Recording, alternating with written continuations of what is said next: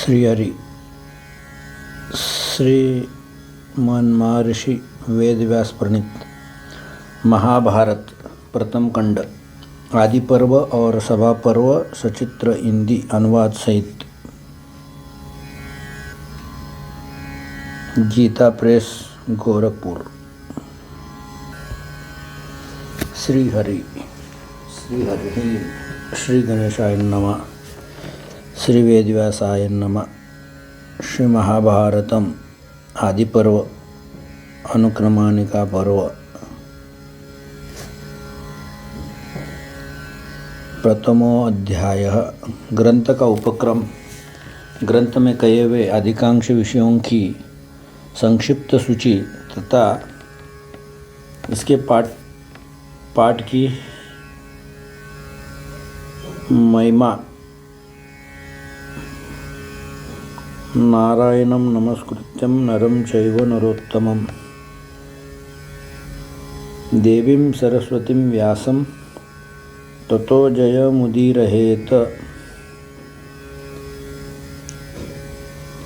बद्रिकाश्रम निवासी प्रसिद्ध ऋषि श्री नारायण तथा श्री नर अंतर्यामी नारायण स्वरूप भगवान श्री कृष्ण, उनके नित्य सखा नर स्वरूप नरश्रेष्ठ अर्जुन, उनकी लीला प्रकट करने वाली भगवती सरस्वती और उसके वक्ता महर्षि वेदव्यास को नमस्कार कर आसुरी संपत्तियों का नाश करके अंतःकरण पर दैवी संपत्तियों को विजय प्राप्त कराने वाले जय महाभारत एवं अन्य इतिहास पुराण आदि का पाठ करना चाहिए। ओम नमो भगवते वासुदेवाय। ओम नमो भगवते वासुदेवाय। ओम नमो भगवते वासुदेवाय। ओम नमः पितामहाय। ओम नमः प्रजापतिभ्य। ओम नमः कृष्णदेवपायनाय। ओम नमः सर्वविघ्न विनायकेभ्य। ओंकार स्वरूप भगवान वासुदेव को नमस्कार है। ओंकार स्वरूप भगवान पितामह को नमस्कार है। ओंकार स्वरूप प्रजापतियों को नमस्कार है। ओंकार स्वरूप श्री कृष्ण देवपायन को नमस्कार है। ओंकार स्वरूप सर्व विघ्न विनाशक विनायकों को नमस्कार है। हरे कृष्णा। श्री प्रभुपाद की जय। लोमहर्षण पुत्र उग्रश्रवा सौती पौराणिको। लोमहर्षण पुत्र उग्रश्रवा सौती पौराणिको निमिषारण्ये शौनकस्य कुलपतिर्द्वादशो वार्षिके सत्रे सुकासिनानभ्यगच्छत् ब्रह्मऋषिणा संक्षिप्तव्रतान् विनयावनतो भूत्वा कदाचित् सुतनंदनः। श्लोक क्रमांक 1 और 2।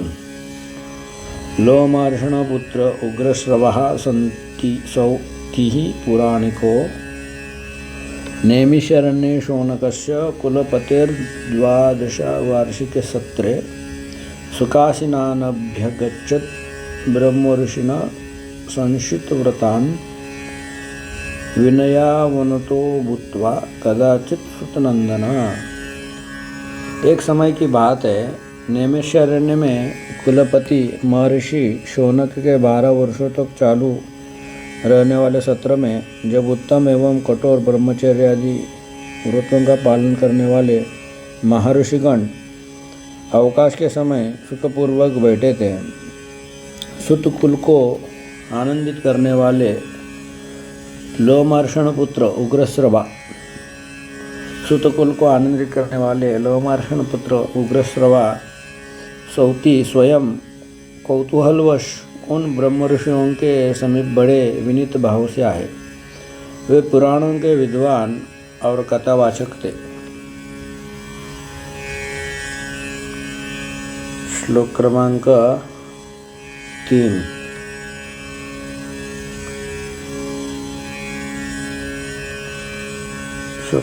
क्रमांक 3। हरे कृष्ण।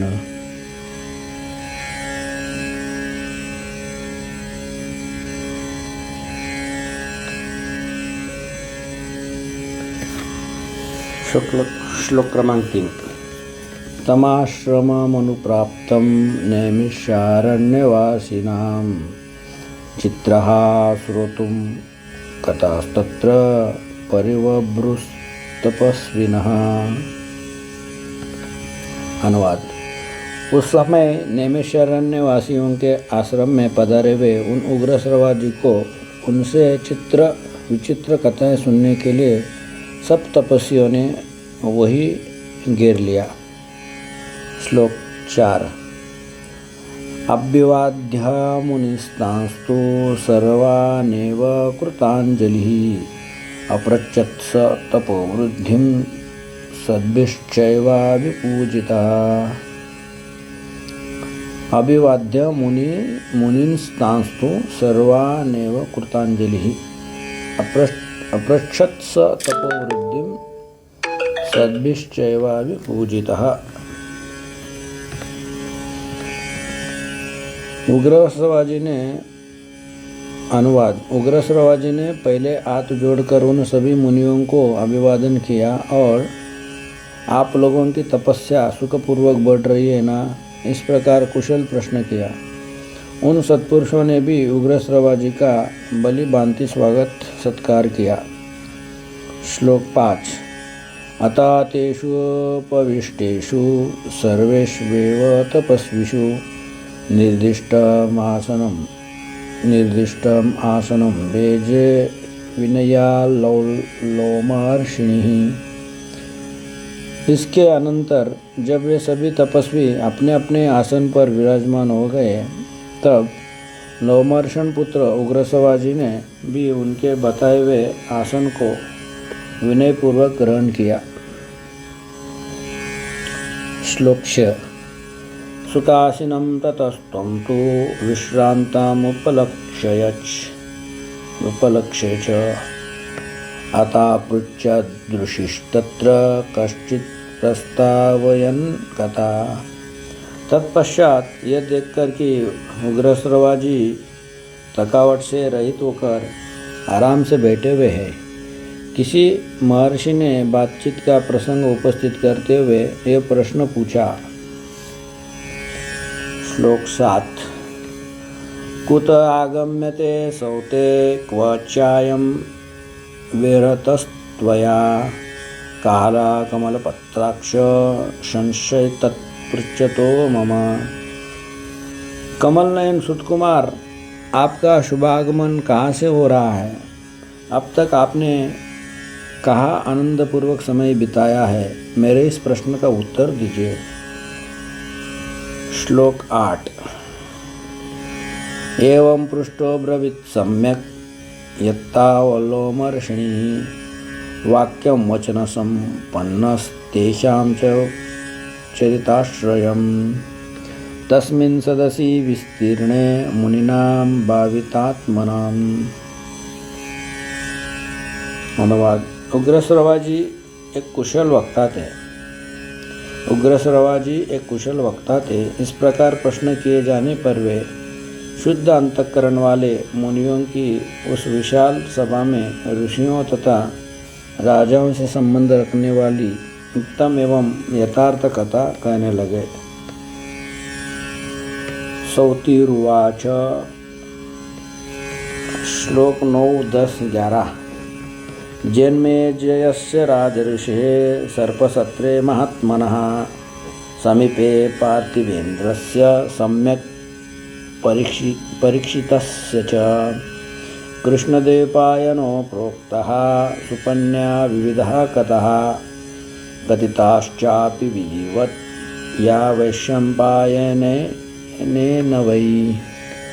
कथिताश्चापि विधिवत् या वैशम्पायनेन वै। श्रुत्वां विचित्रार्थ महाभारत संस्कृतः। उग्रश्रवाजी ने कहा, महर्षियों, चक्रवर्ती सम्राट महात्मा राजर्षि परीक्षित नंदन जन्मेजय के सर्पयज्ञ में उन्हीं के पास वैशंपायन ने श्री कृष्ण द्वैपायन व्यास जी के द्वारा निर्मित परम पुण्यमय चित्र विचित्र अर्थ से युक्त महाभारत की जो विविध कथाएं विधिपूर्वक कही है, उन्हें सुनकर मैं आ रहा हूँ। श्लोक 12 और 13। बहुनी संपरिक्रम्य तीर्थान्यायातनानि च समन्तपञ्चकं नाम पुण्यं द्विज निषेवितम्। श्लोक 13। गतवानस्मि तं देशं युद्धं यत्राभवत् पुरा कुरूणां पांडवानां च सर्वेषां च महीक्षिताम्। अनुवाद। मैं बहुत से तीर्थों एवं धामों की यात्रा करता हुआ ब्राह्मणों के द्वारा सेवित उस परम पुण्यमय समंत पंचक क्षेत्र कुरुक्षेत्र देश में गया, जहाँ पहले कौरव पांडव एवं अन्य सब राजाओं का युद्ध हुआ था। श्लोक 14। दिदृक्षुरागस्तस्मात् समीपं भवतामिह आयुष्यमन्तं सर्व एव ब्रह्मभूताय मे मतः अस्मिन् यज्ञे महाभागा सूर्यपावकवर्चस्स। अनुवाद। वही से आप लोगों के दर्शन की इच्छा लेकर मैं या आपके पास आया हूँ। मेरी यह मान्यता है कि आप सभी दीर्घायु एवं ब्रह्मस्वरूप हैं। ब्राह्मणों, इस यज्ञ में सम्मिलित आप सभी महात्मा बड़े भाग्यशाली तथा सूर्य और अग्नि के समान तेजस्वी है। श्लोक 15 और 16। श्लोक 15। कृताभिषेकः शुचया कृतजप्यावुताग्नयः भवन्तासने स्वस्था ब्रवीमि किमहं द्विजः। श्लोक 16। पुराणसंहितः पुण्या कथा धर्मात् संस्कृतः इति वृत्तं नरेन्द्राणां ऋषीणां च महात्मनाम्। इस समय आप सभी स्नान, संध्या, वंदन, जप और अग्निहोत्र आदि करके शुद्ध हो अपने अपने आसन पर स्वस्थ चित्त से विराजमान हैं। आज्ञा कीजिए, मैं आप लोगों को क्या सुनाऊं? क्या मैं आप लोगों को धर्म और अर्थ के गूढ़ रहस्य से युक्त अंतःकरण को शुद्ध करने वाली भिन्न भिन्न पुराणों की कथा सुनाऊं, अथवा उदार चरित महानुभाव ऋषियों एवं सम्राटों के पवित्र इतिहास? ऋषय ऊचुः। श्लोक 17, 18, 19, 20, 21। श्लोक 17। द्वैपायनेन यत् प्रोक्तं पुराणं महर्षिणा सुरैर्ब्रह्म ऋषिभिश्चैव श्रुत्वा यद्भिः पूजितं। श्लोक 18। तस्याख्यानवरिष्ठस्य विचित्रपदपर्वणा सूक्ष्मार्थान्याययुक्तस्य वेदार्थैर्भूषितस्य च। श्लोक 19। भारतस्येतिहासस्य पुण्यां ग्रन्थार्थसंयुतां संस्कारोपगतां ब्राह्मीं नानाशास्त्रोपबृंहितां ब्राह्मी। श्लोक 20। जन्मेजयस्य यां राज्ञो वैशम्पायन उक्तवान् एतावत्सो ऋषिस्तुष्ट्या सत्रे द्वैपायनाज्ञया। श्लोक 21। वेदैश्चतुर्भिः संयुक्तां व्यासस्याद्भुतकर्मणा संहितां श्रोतुमिच्छामः पुण्यां पापभयापहाम्। अनुवाद। ऋषियों ने कहा, उग्रश्रवाजी परम ऋषि श्री कृष्ण द्वैपायन ने जिस प्राचीन इतिहास रूप पुराण का वर्णन किया है और देवताओं तथा ऋषियों ने अपने अपने लोकों में श्रवण करके जिसकी बुरी बुरी प्रशंसा की है, जो आख्यानों में सर्वश्रेष्ठ है, जिसका एक एक पद, वाक्य एवं पर्व विचित्र शब्द विन्यास और रमणीय अर्थ से परिपूर्ण है, जिसमें आत्मा परमात्मा के सूक्ष्म स्वरूप का वर्णन एवं उनके अनुभव के लिए अनुकूल युक्तियाँ भरी हुई हैं और जो संपूर्ण वेदों के तात्पर्य अनुकूल अर्थ से अलंकृत है, उस भारत इतिहास की परम पुण्यमयी ग्रंथ के गुप्त भावों को स्पष्ट करने वाली पदों व व्याख्याओं की व्युत्पत्ति से युक्त सब शास्त्रों के अभिप्राय के अनुकूल और उनसे समर्थित जो अद्भुत कर्मा व्यास की संहिता है, उसे हम सुनना चाहते हैं। अवश्य ही वह चारों वेदों के अर्थों से भरी हुई तथा पुण्य स्वरूपा है, पाप और भय का नाश करने वाली है। भगवान वेदव्यास की आज्ञा से राजा जन्मेजय के यज्ञ में प्रसिद्ध ऋषि वैशंपायन ने आनंद में भरकर बलि भांति इसका निरूपण किया है।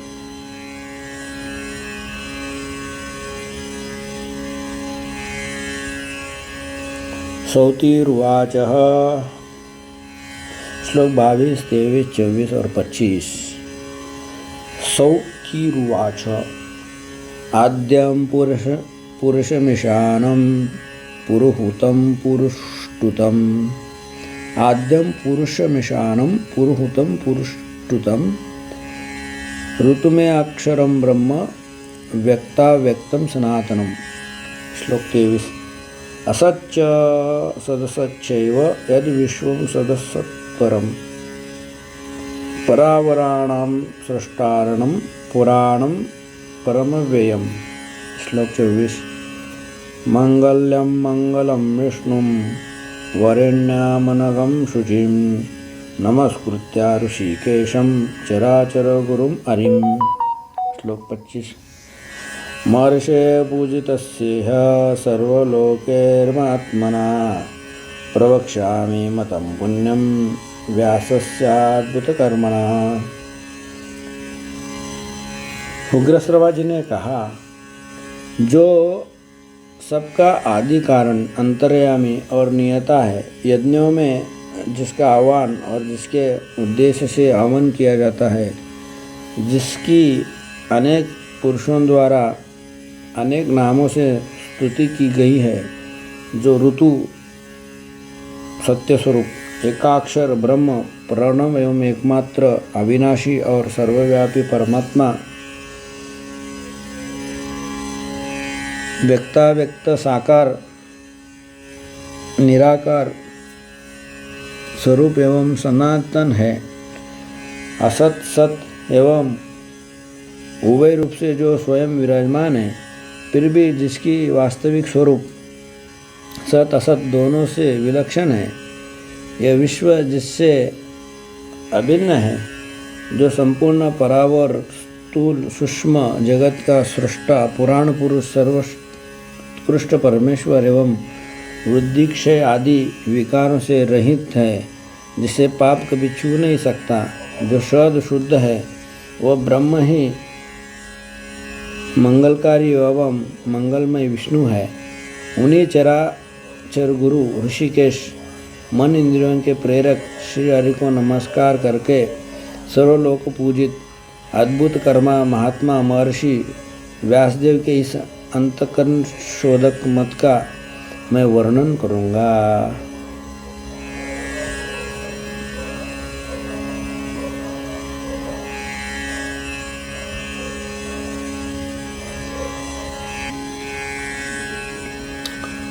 श्लोक 26। आचुक्युः कवया केचित् सम्प्रताश्चक्षते परे आख्यास्यन्ति तथैवान्ये इतिहासमिमं भुवि। इतिहासमिमं भुवि। अनुवाद। पृथ्वी पर इस इतिहास का अनेकों कवियों ने वर्णन किया है और इस समय भी बहुत से वर्णन करते हैं। इस प्रकार अन्य कवि आगे भी इसका वर्णन करते रहेंगे। श्लोक 27। निदं तो त्रिषु लोकेषु महज्ञानं प्रतिष्ठितं विस्तारश्च समाश्च धार्यते यद्विजातिभिः। अनुवाद। इस महाभारत की तीनों लोकों में एक महान ज्ञान के रूप में प्रतिष्ठा है। ब्राह्मण आदि द्विजाति संक्षेप और विस्तार दोनों ही रूपों में अध्ययन और अध्यापन की परंपरा के द्वारा इसे अपने हृदय में धारण करते हैं। श्लोक 28। अलंकृतं शुभैः शब्दैः समयैर्दिव्यमानुषैः छन्दोवृत्तैश्च विविधैरन्वितं विदुषां प्रियम्। अलंकृतं शुभैः शब्दैः समयैर्दिव्यमानुषैः छन्दोवृत्तैश्च विविधैरन्वितं विदुषां प्रियम्। अनुवाद।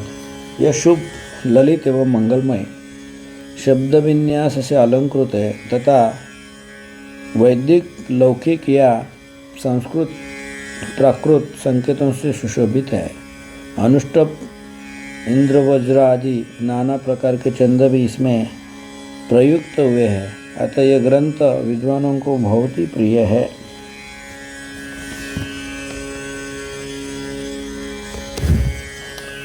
पुण्य हिमवत्पादे मध्ये गिरि गुह्यालहे विश्वोदय देहं धर्मात्मा दर्भसंस्तरमाश्रितः शुचिसंनियमो व्यास शांतात्मा तपसि स्थितः भारतस्य इतिहासस्य धर्मेणान्वीक्ष्य तां गतिं प्रविश्य योगं ज्ञानेन सोपश्यत् सर्वम् अनंतत। हिमालय के पवित्र तलहटी में पर्वतीय गुफा के भीतर धर्मात्मा व्यास जी स्नान आदि से शरीर शुद्ध करके पवित्र हो पुष्प का आसन बिछाकर बैठे थे। उस समय नियम पालन पूर्वक शांत चित्त वो वे तपस्या में संलग्न थे। ध्यान योग में स्थित वो उन्होंने धर्म पूर्वक महाभारत इतिहास के स्वरूप का विचार करके ज्ञान दृष्टि द्वारा आदि से अंत तक सब कुछ प्रत्यक्ष की भांति देखा और इस ग्रंथ का निर्माण किया। श्लोक 29। निष्प्रभे अस्मिन् निरालोके सर्वतस्तमासवृत्ते बृहददण्डं बुदेकं प्रजानां बीजमव्ययम्। अनुवाद। सृष्टि के प्रारंभ में जब यह वस्तु विशेष या नाम रूप आदि का भान नहीं होता था, प्रकाश का कोई नाम नहीं था, सर्वत्र अंधकार ही अंधकार छा रहा था, उस समय एक बहुत बड़ा अंड प्रकट हुआ जो संपूर्ण प्रजाओं का अविनाशी बीज था। सृष्टि आरंभ का वर्णन यहाँ पे हो रहा है। श्लोक 30। युगस्यादो निमित्तं दिव्यं प्रचक्षते तन्मय अद दिव्यं प्रचक्षते यस्मिन् संश्रूयते सत्यं ज्योतिर्ब्रह्म सनातनम्। अनुवाद। ब्रह्मकल्प के आदि में उसी महान एवं दिव्य अंड को 4 प्रकार के प्राणी समुदाय का कारण कहा जाता है, जिसमें सत्य स्वरूप ज्योतिर्मय सनातन ब्रह्म अंतर्यामी रूप से प्रविष्ट हुआ है, ऐसा श्रुति वर्णन करती है। श्लोक 31। अद्भुतं चापि अचिन्त्यम् अद्भुतं च अपि अचिन्त्यं च सर्वत्र समतां गतम् अव्यक्तं कारणं सूक्ष्मं यतत् सदसदात्मकम्। अनुवाद। वह ब्रह्म अद्भुत, अचिंत्य, सर्वत्र समान रूप से व्याप्त, अव्यक्त, सूक्ष्म, कारण स्वरूप एवं अनिर्वचनीय है और जो कुछ सत्य असत्य रूप में उपलब्ध होता है सब वही है। श्लोक 32 और 33। श्लोक 32। यस्मात् पितामहो जज्ञे प्रभुरेक प्रजापतिः ब्रह्मा सुरगुरुः स्थाणोर्मनुः कपर्मेष्ट्यत। श्लोक 33। प्राचेतस्यस्तथा दक्षो दक्षपुत्राश्च सप्त वै तथा प्रजानां पतय प्राभवन्नेकविंशतिः तथा प्रजानां पतय प्राभवन अनेकविंशति। अनुवाद। उस अंडे से ही प्रथम देहधारी प्रजापालक प्रभु देवगुरु पितामह ब्रह्मा तथा रुद्र मनु प्रजापति परमेश्वरी प्रचेताओं के पुत्र दक्ष तथा दक्ष के 7 पुत्र क्रोध तम दम विकृत अंगिरा कर्दम और अश्व प्रकट हुए। तत्पश्चात 21 प्रजापति मरीचि आदि 7 ऋषि और 14 मनु पैदा हुए।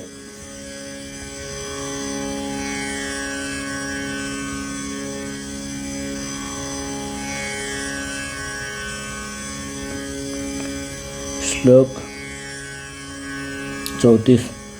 पुरुषश्चाप्रमेयात्मा यं सर्वो ऋषयो विदु विश्वे देवस्तथादित्या वसवोतानश्विनावपि।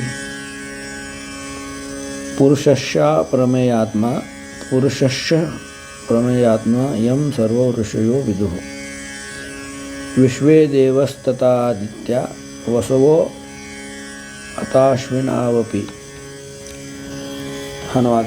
जिन्हें मत्स्य कुर्म आदि अवतारों के रूप में सभी ऋषि मुनि जानते हैं, वे अप्रमेय आत्मा विष्णु रूप पुरुष और उनकी विभूति रूप विश्वदेव आदित्य वसु एवं अश्विनी कुमार आदि भी क्रमशः प्रकट हुए हैं।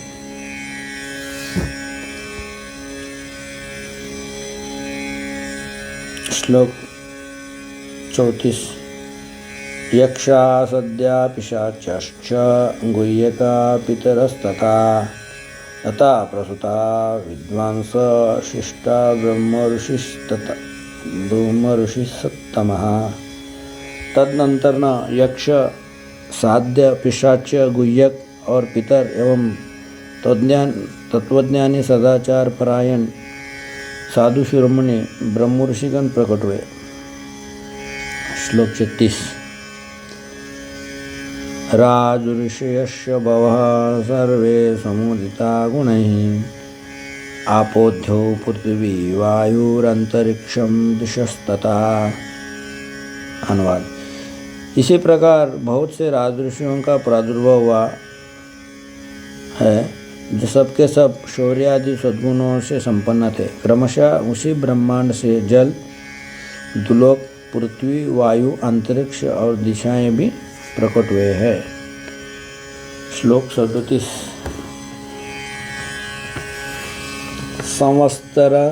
संवत्सरर्तवो मासा पक्षा रात्रय क्रमात् यच्चान्यदपि तत्सर्वं संभूतं लोकसाक्षिकम्। अनुवाद। संवत्सर ऋतु, मास, पक्ष, दिन तथा रात्रि का प्राकट्य भी क्रमशः उसी से हुआ है। इसके सिवा और भी जो कुछ लोक में देखा या सुना जाता है वह सब उसी अंड से उत्पन्न हुआ है। श्लोक 38।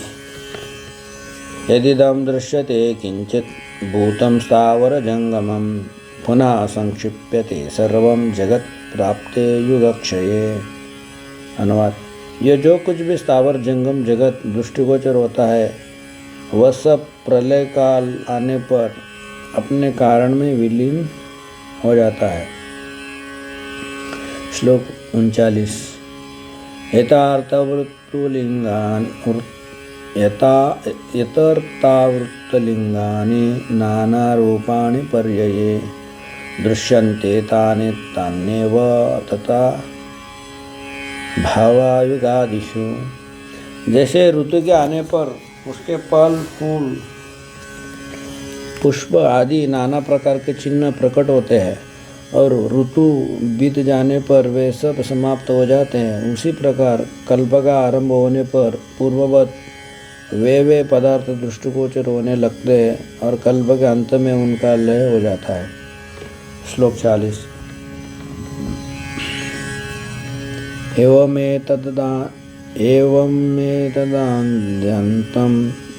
एवमेतदनाद्यन्तं भूत संवारकारकम् अनादिनिधनं लोके चक्रं संपरिवर्तते। एवम् एतन्नाद्यन्तम्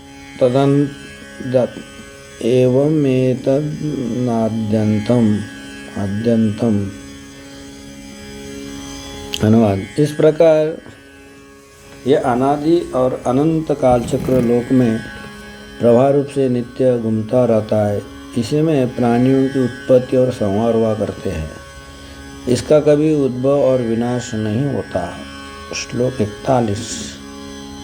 त्रयस्त्रिंशत्सहस्राणि त्रयस्त्रिंशत्क्षतानि च त्रयस्त्रिंशश्च देवानां सृष्टिः संक्षेपलक्षणा।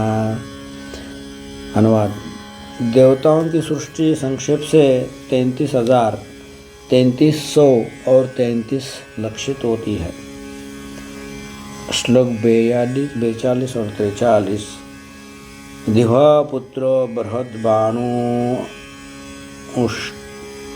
बृहद्भानु अनुश्चक्षुरात्मा विभावसुः सविता स रुचिको अर्को भानुराशावहो रवि। श्लोक 43। पुरा विवस्वता सर्वे मय्येस्तेषां तथावरः देवव्राट तनयस्तस्य सुबाडिति ततः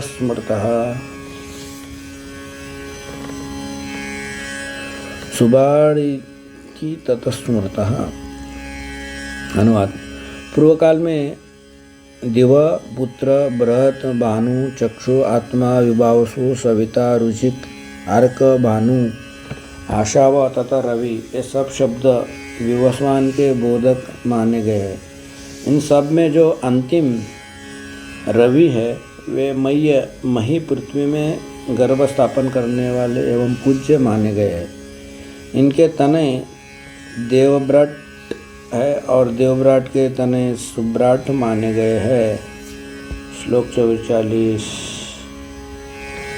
सुब्राजस्तु त्रया पुत्रः प्रजावन्तो ब्रहुश्रुतः दश ज्योतिः शतज्योतिः सहस्रज्योतिरेव च। अनुवाद। सुब्राट के 3 पुत्र वे सब के सब संतानवान और बहुश्रुत अनेक शास्त्रों के ज्ञाता है। उनके नाम इस प्रकार है: दशज्योति, शतज्योति तथा सहस्रज्योति। श्लोक 45। दशपुत्र सहस्राणि दशज्योतिर्महात्मना ततो दशगुणाश्चन्ये शतज्योतिर्हात्मजा। अनुवाद। महात्मा दशज्योति के 10,000 पुत्र हुए, उनसे भी 10 गुने अर्थात 1,00,000 पुत्र या शतज्योति के हुए। महात्मा दशज्योति के 10,000 पुत्र हुए, उनसे भी 10 गुने अर्थात 1,00,000 पुत्र या शतज्योति के हुए। श्लोक 46 और 47। भूयस्ततो दशगुणः सहस्रज्योतिषः सुतः त्यव्योऽयं कुरुवंशश्च यदूनां भरतस्य च। श्लोक 47। ययातिक्ष्वकुवंशश्च राजऋषीणां सर्वशः सम्भूता बहुवंशा भूतसर्गासु विस्तरः। धन्यवाद। फिर उनसे भी 10 गुने अर्थात 10,00,000 पुत्र सहस्रज्योति के हुए। उन्हीं से यह कुरुवंश, यदुवंश, भरतवंश, ययाति और इक्ष्वाकु के वंश तथा अन्य राजऋषियों के सब वंश चले। प्राणियों की सृष्टि परंपरा और बहुत से वंश भी इन्हीं से प्रकट हो विस्तार को प्राप्त हुए हैं। श्लोक 48 और 49। भूतस्थानानि सर्वाणि रहस्यं त्रिविधं च यत् वेदा योगा स विज्ञानो धर्मोऽर्थ काम एव च। श्लोक 49। धर्म कामार्थयुक्तानि शास्त्राणि विविधानि च लोकयात्रा विधानं च सर्वं तद् दृष्टवान् ऋषिः। अनुवाद। भगवान वेदव्यास ने अपनी ज्ञान दृष्टि से संपूर्ण प्राणियों के निवास स्थान, धर्म, अर्थ और काम के भेद से त्रिविध रहस्य कर्मोपासना, ज्ञान रूप वेद, विज्ञान सहित योग, धर्म, अर्थ एवं काम, इन धर्म, काम और अर्थ रूप 3 पुरुषार्थों के प्रतिपादन करने वाले विविध शास्त्र लोक व्यवहार की सिद्धि के लिए आयुर्वेद, धनुर्वेद, स्थापत्य वेद, गंधर्व वेद आदि लौकिक शास्त्र सब उन्हीं 10 ज्योति आदि से हुए हैं। इस तत्व को और उनके स्वरूप को भलीभांति अनुभव किया। श्लोक 50। इतिहास वैयाख्या विविधा स्मृतयोऽपि च यः सर्वमनुक्रांतं युक्तं ग्रंथस्य लक्षणम्। उन्होंने ही इस महाभारत ग्रंथ में व्याख्या के साथ उस सब इतिहास का तथा विविध प्रकार की स्तुतियों के रहस्य आदि का पूर्ण रूप से निरूपण किया है और इस पूर्णता को ही इस ग्रंथ का लक्षण बताया गया है। श्लोक 51। विस्तीर्येतान् महाज्ञानं ऋषिः संक्षेप्य चाब्रवीत् इष्टं हि विदुषां लोके समास्य व्यासधारणम्। विस्तीर्य तान् महज्ञानं ऋषिः संक्षिप्य चाब्रवीत् इष्टं हि विदुषां लोके समास व्यास धारणम्। अनुवाद। महर्षि ने इस महान ज्ञान को संक्षेप और विस्तार दोनों ही प्रकार से वर्णन किया है, क्योंकि संसार में विद्वान पुरुष संक्षेप और विस्तार दोनों ही रीतियों को पसंद करते हैं।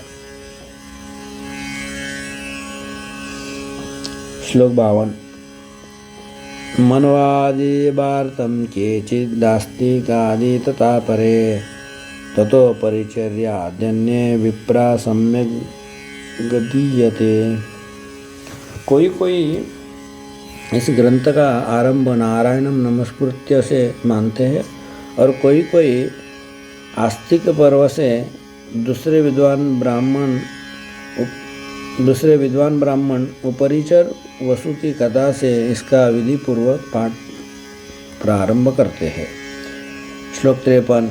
विविधं संहिता ज्ञानं दीपयन्ति मनीषिणः व्याख्यातुं कुशला केचित् ग्रन्थान् धारयितुं परे। श्लोक 53। विविधं संहिता ज्ञानं दीपयन्ति मनीषिणः व्याख्यातुं कुशलः केचित् ग्रंथान् धारयितुं परे। अनुवाद। विद्वान पुरुष इस भारत संहिता के ज्ञान को विविध प्रकार से प्रकाशित करते हैं। कोई ग्रंथ की व्याख्या करके समझाने में कुशल होते हैं और दूसरे विद्वान अपनी तीक्ष्ण मेधा शक्ति के द्वारा इन ग्रंथों को धारण करते हैं।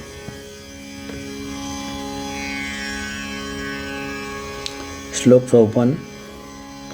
तपसा ब्रह्मचर्येण व्यस्य वेदं सनातनम् इतिहासामिमं चक्रे पुण्यं सत्यवती सुतः। अनुवाद। सत्यवती नंदन भगवान व्यास ने अपनी तपस्या एवं ब्रह्मचर्य की शक्ति से सनातन वेद का विस्तार करके इस लोक पावन पवित्र इतिहास का निर्माण किया है। श्लोक 53, श्लोक 55, 56, 57। श्लोक 55, 56, 57। श्लोक 55। पराशरात्मजो विद्वान् ब्रह्म ऋषि संशितव्रता तदख्यानवरिष्ठं स कृत्वा देपायन प्रभु। श्लोक 56।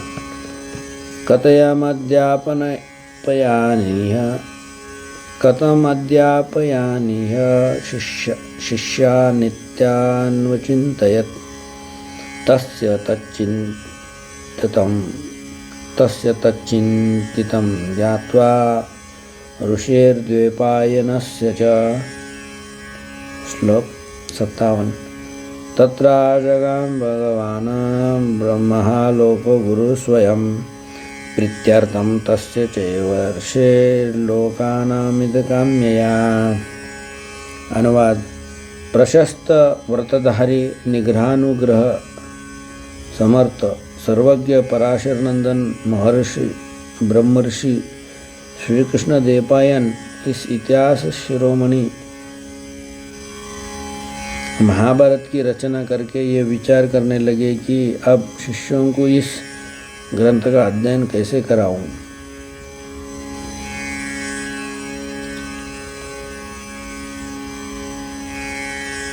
जनता में इसका प्रचार कैसे हो। द्वैपायन ऋषि का ये विचार जानकर लोकगुरु भगवान ब्रह्मा उन महात्मा की प्रसन्नता तथा लोक कल्याण की कामना से स्वयं ही व्यास जी के आश्रम पर पधारे। हरे कृष्णा हरे कृष्णा। श्लोक 58। तं दृष्ट्वा विस्मितो भूत्वा प्राञ्जलि प्रणतस्थितः आसनं कल्पयामास सर्वैर्मुनि गणैर्वृत। अनुवाद। व्यास जी ब्रह्मा जी को देखकर आश्चर्यचकित रह गए। उन्होंने हाथ जोड़कर प्रणाम किया और खड़े रहे। फिर सावधान होकर सब ऋषि मुनियों के साथ उन्होंने ब्रह्मा जी के लिए आसन की व्यवस्था की। श्लोक 59। हिरण्यगर्भामासीनं तस्मिंस्तु परमासने परिवृत्यासनाभ्यासे वासवीय स्थितो अभवत्। श्लोक 59। हिरण्यगर्भामासीनं तस्मिंस्तु परमासने परिवृत्यासनाभ्यासे वासवीय स्थितो अभवत्। जब उस श्रेष्ठ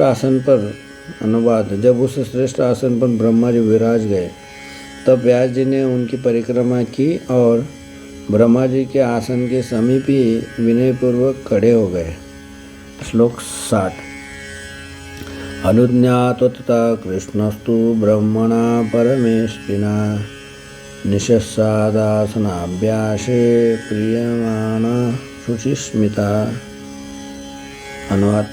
परमेष्ठी ब्रह्मा जी की आज्ञा से वे उनके आसन के पास ही बैठ गए। उस समय व्यास जी के हृदय में आनंद का समुद्र उमड़ रहा था और मुख पर मंद मंद पवित्र मुस्कान लहरा रही थी। श्लोक 61। उवाच स महातेजा ब्रह्मणां परमेष्ठिनं कृतं मयेदं भगवन् काव्यं परम पूजितम्। परम तेजस्वी व्यास जी ने परमेष्ठी ब्रह्मा जी से निवेदन किया, भगवान मैंने यह संपूर्ण लोकों से अत्यंत पूजित एक महाकाव्य की रचना की। श्लोक 62।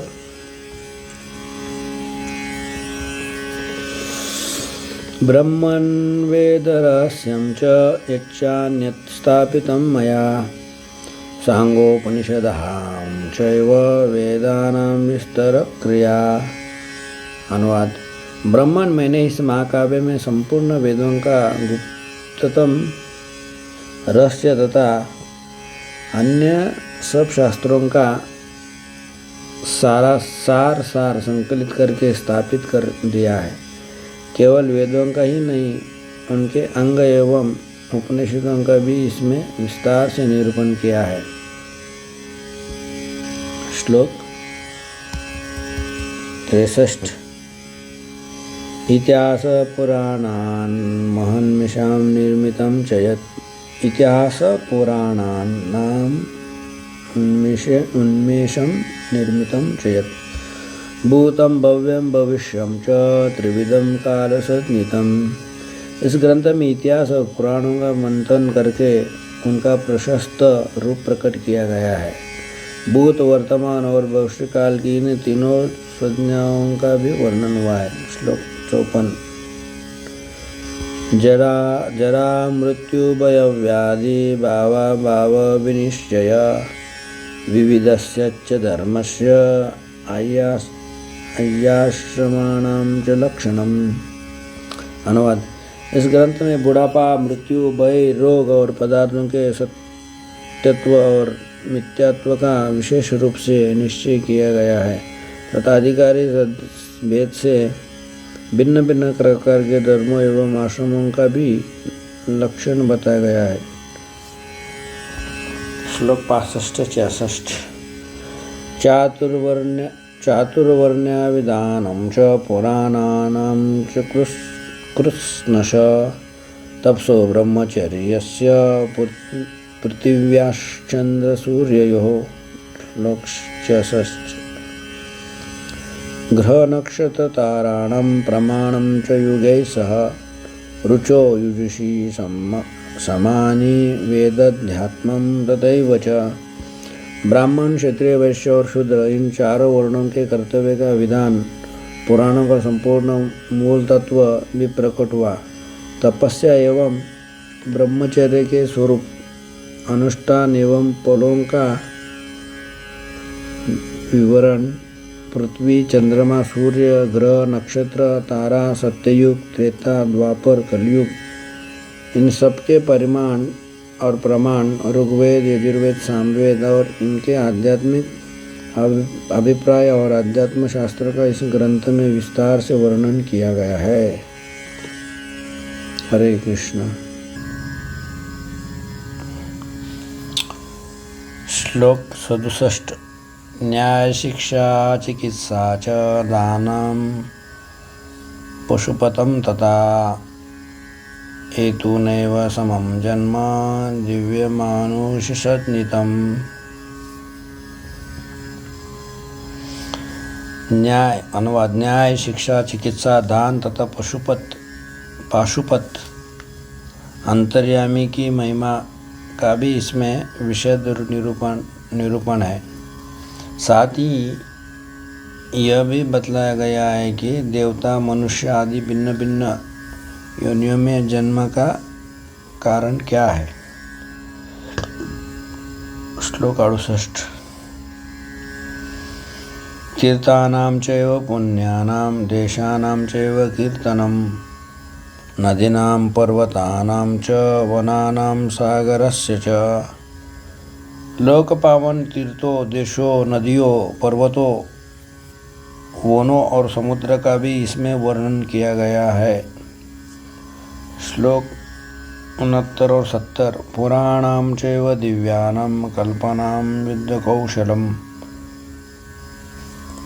वाक्यजाति विशेषश्च लोकयात्राक्रमश्च। श्लोक 70 यच्चापि सर्वगं वस्तु तच्चैव प्रतिपादितं परं न लेखकः कश्चिदेतस्य विद्यते। दिव्य नगर एवं दुर्गों के निर्माण का कौशल तथा युद्ध की निपुणता का भी वर्णन है। भिन्न भिन्न भाषाओं और जातियों की जो विशेषताएं हैं, लोक व्यवहार की सिद्धि के लिए जो कुछ आवश्यक है तथा और भी जितने लोकोपयोगी पदार्थ हो सकते हैं, उन सब का इसमें प्रतिपादन किया गया है। परंतु मुझे इस बात की चिंता है कि पृथ्वी